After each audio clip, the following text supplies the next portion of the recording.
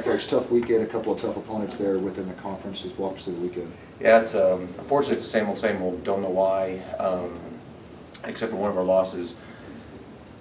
We're there, we get let down if we don't win set one, and then it's even. And literally on all of our losses, but one, we're even at 13s, and then just something falls apart. So today it's more or less we made a decision to sit there, and we're going to go back to more preseason type training, just get some toughness, because the execution's there, but that's the problem with the youth is they don't know how to finish. So today is going to be more just very tiring, but not a negative, but just they got to learn how to finish, because that's the missing piece right now.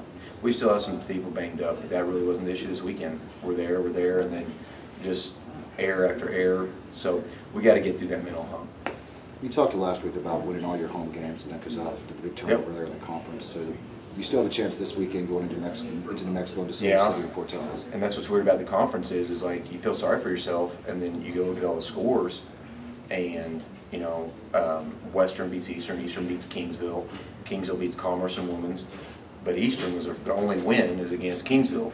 But then Midwestern beats Western, and so everybody plays pretty brutal at home. I was talking to my assistant, and he's new, and he's like, you know, okay, we got to, you know, do some changes, and then we're going to go to Western and Eastern. And I'm like, me and my GA, who's played for me, and then, you know, GA, she's like, you've never been to Portales. Like, they're a different beast there. Everybody just, it's amazing how well people play at home in this conference. So we're going to have to be sharp about it. We're leaving Thursday, and we're not going to let we're changing how we travel to make sure the road is not an issue. But they're big and athletic, and everybody right now already is in, for lack of a better way of saying it, everybody's in season saving mode right now. Everybody, and that's including the Angels and the Tarletons, and that's why they came out with so much fire. We told the girls, and they just don't understand that right now. Selena Batiste specifically, even though the teams lost the 2 games, she still led both teams in assists. And so how has she continued to kind of dominate in that position? She's good. It's interesting you say that, because we're trying to get her, the stats are misleading, we're trying to get her to take more command. She could have done more. So what we did was this past weekend is we downloaded the video and watched it back on the bus.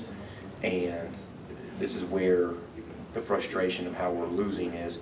We paused it every time we had a pass, right, a serve receive. And we tracked and had Selena watch how many times she was passing the ball 5 feet to the net, you know, so net 5 feet off, and tracked how many times the other setters were setting that much and then further off. By far, she's getting better quality passes, okay? So we're struggling in the transition, which means more fast IQ, fast thinking, you know?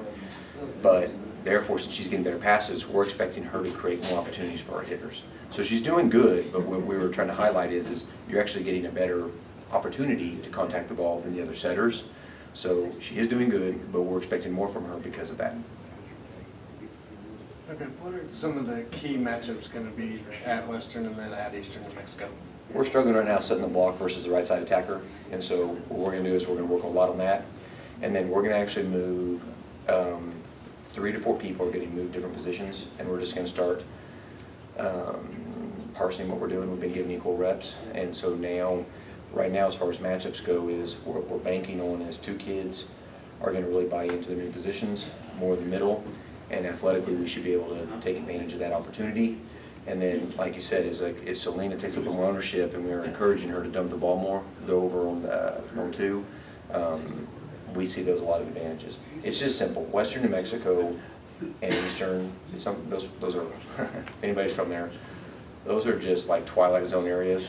And except for the humans that live there, that is